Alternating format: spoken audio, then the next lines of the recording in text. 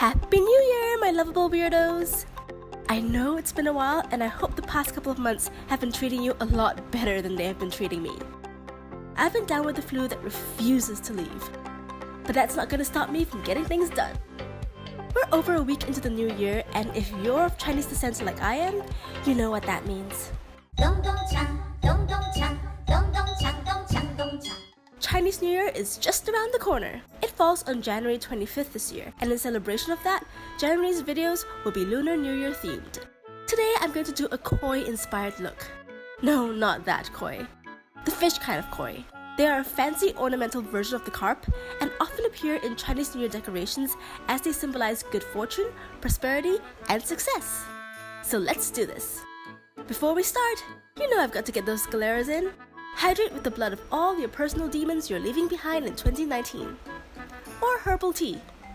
You know, whatever you happen to have at hand.